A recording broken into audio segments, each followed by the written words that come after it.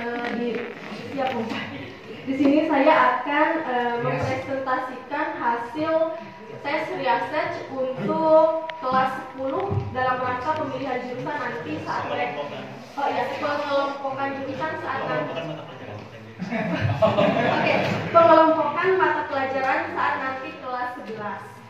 Nah, di sini saya berdasar obrolan dengan Pak Bambang dan dengan obrolan dengan Pak Bambang, saya menggunakan tes research, di mana tes research ini merupakan tes kepribadian yang dibuat oleh seorang psikolog asal Amerika. Tes research ini dapat digunakan untuk mengukur minat seseorang. Dan tes kepribadian research ini juga bisa digunakan di lingkup pendidikan. Nah, dari manakah asal mula tes research? Tes research ini kan dapat dari buku dari Kemdikbud ya. Kemdikbud itu mengadopsi dari Hawaii Public School, atau kalau di kita mah Dinas Pendidikan di Amerika begitu ya. Di Hawaii.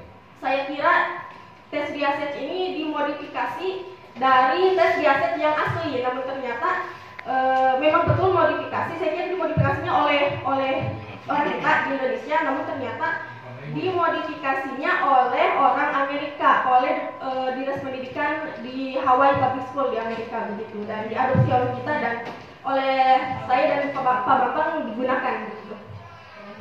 Nah, lalu tes research itu apa? Research ini sebetulnya adalah singkatan dari huruf R, I, A, S, E, C. R itu apa? R itu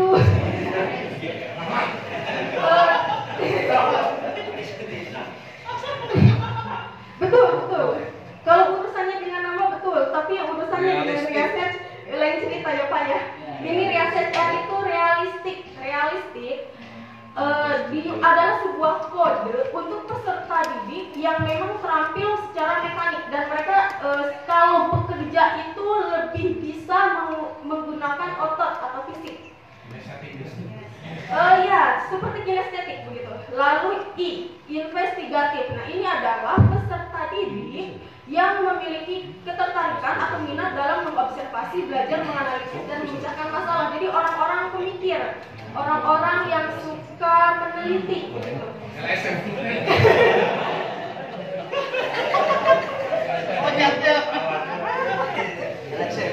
Oke, selanjutnya ada A. A itu artistik. A ini adalah peserta didik yang berminat pada situasi yang tidak terstruktur, di mana mereka dapat dengan leluasa memanfaatkan kreativitas mereka. Jadi mereka adalah orang-orang yang suka dengan seni, dengan kebebasan begitu. Lalu S atau sosial. Peserta didik dengan kode ini adalah orang yang memiliki minat bekerja dengan orang lagi. Jadi lebih senang bekerja itu dengan manusia, bukan dengan peralatan. Lalu E, enterprising itu peserta didik yang termasuk kategori ini memiliki minat bekerja dengan individu lain, tapi juga senang mempersuasi, senang mempengaruhi orang begitu ya, misalnya orator gitu. Lalu C, yaitu konvensional. Peserta didik yang termasuk kategori ini memiliki minat terhadap hal-hal yang mendetil, terorganisir, dan berkaitan dengan data. Nah, ini mah dimensi dari tes research hanya untuk memudahkan kita untuk bisa memahami.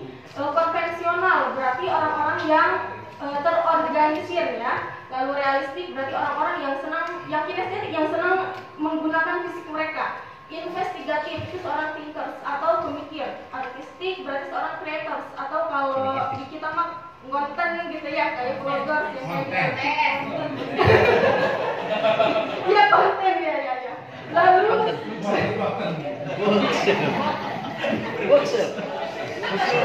katanya kita workshop.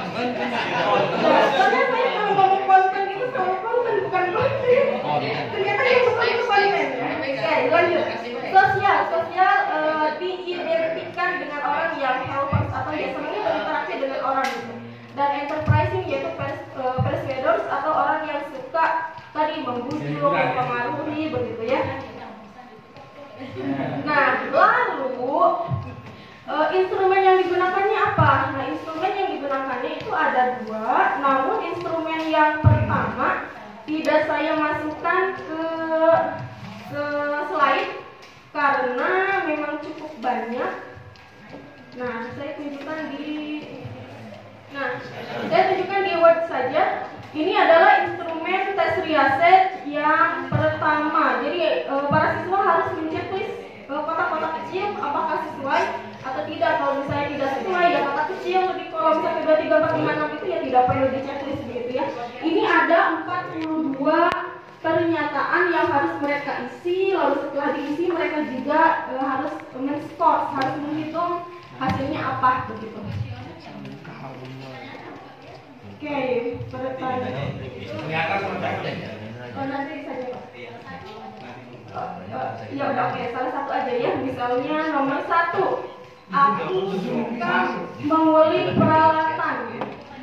Pernyataan, bentuknya pernyataan. Ya kuesioner. Namun kalau yang namanya tes itu kan melalui penelitian dulu, dilihat dulu itu ya kualitas. Itulah diferensiasi. Ya, lanjut. Kan sekarang kayak gitu dulu bisa. Kayak gitu mau Iya, kayaknya gitu ya Pak. Lanjut. Mana ini? Gak apa-apa, tenang Leti. Kalam. Karena sempat sulit. Iya. Seperti Rehan, itu sulit. Oke, lanjut. Nah, ini instrumen tes riaset yang kedua. Jadi saya menggunakan dua instrumen sebagai pembanding apakah tes pertama dan tes kedua sama hasilnya ataukah berbeda. Nah, ini yang kedua seperti ini. Karena para siswa harus melingkari 8 hal yang menurut mereka paling bisa mereka lakukan tanpa kesulitan. Kalau yang tadi mah yang pertama mah yang mereka suka, kalau yang kedua mah yang menurut mereka bisa melakukan tanpa kesulitan. Oke, selanjutnya. Nah, tes riaset itu kan tes minat ya, hubungannya dengan minat apa sih yang dimiliki oleh para siswa dalam hubungannya dengan profesi, dengan pemilihan mata pelajaran yang nantinya ke profesi begitu ya. Nah, untuk R berarti realistik, profesi yang sesuai atau cocok dengan orang-orang realistik adalah pertanian, asisten kesehatan, komputer, konstruksi, mekanik, pariwisata begitu ya. Dan saya sebagai guru BK berarti ketika melakukan konseling karir itu harus berbicara tentang sumber daya alam, tentang pelayanan kesehatan itu yang seperti apa, lalu teknik industri, rekayasa teknologi, seni pertunjukan begitu ya. Lalu I atau investigatif, yaitu bidang profesi yang cocok dengan orang-orang investigatif adalah misalnya orang-orang kedokteran, ekonomi gitu ya. Dan konseling karirnya berarti kalau bisa kedokteran berarti nanti di dunia kesehatan ya. Lalu kita lanjut ke yang A atau artistik.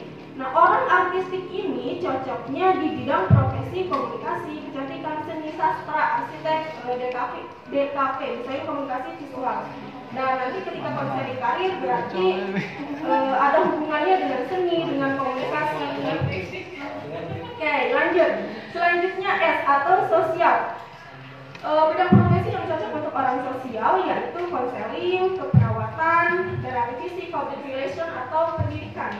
Nah, dan konseling karirnya berarti penjelasan mengenai orang-orang konseling berarti kan pekerja sosial harus seperti apa, layanan kesehatan itu ada apa saja.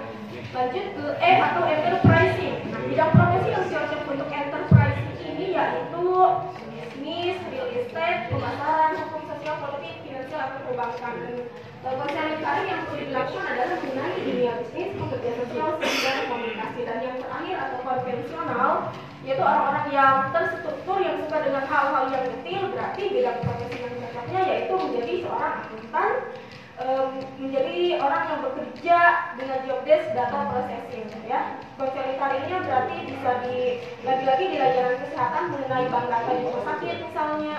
Terus bisa juga dengan teknologi informasi, karena teknologi informasi itu kan biasanya berhubungan dengan coding dan itu perlu ketelitian tinggi ya.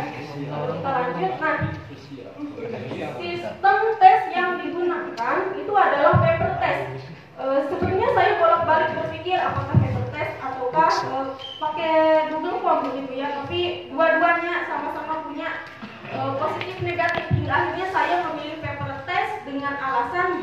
para siswa juga punya literasi gitu. Mereka bisa baca itu apa dengan langsung membaca dengan langsung membaca. Kalau misalnya pakai Google Form kan paling di HP gitu ya. Tapi kalau misalnya dikasih kertas dan kertasnya saya gandakan itu apa, I itu apa, setiap siswa dikasih, harapannya anak-anak bisa lebih rasanya itu masuk gitu loh ke pemikiran mereka gitu loh.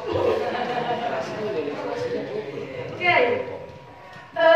Alat yang dipersiapkan tentu saja pertama instrumentasi riaset yang pertama sebanyak 36, instrumentasi riaset yang kedua sebanyak 36, terus saya pakai 2 lembar kertas bos untuk mereka menjawab tadi instrumentasi yang pertama yang kabel, lalu satu siswa memerlukan 1 penggaris dan satu siswa memerlukan 1 pulpen. Dan ini hasilnya. Nah, saya baru selesai mengambil data itu 3 kelas, namun yang benar-benar sudah selesai diolah datanya itu 1 kelas, yaitu kelas 10-5. Dan hasilnya ini, yang paling banyak dalam pemilihan mata pelajaran itu di bidang IPS dan humaniora sebanyak 38,89%. Lalu yang keduanya kedokteran, yang ketiganya teknik, yang keempatnya IPS dan humaniora. Nah, ini kan yang keempat itu ada IPS dan humaniora atau kedokteran dan kesehatan. Karena saya melihat dari ini memang masih gambaran 1 kelas. Saya melihat IPS dan humaniora itu banyak sekali ya. Harapan saya cuma ada kekhawatiran gimana kalau misalnya IPS dan humaniora begitu membludak sementara kedokteran dan kesehatannya misalnya kurang. Maka dari itu saya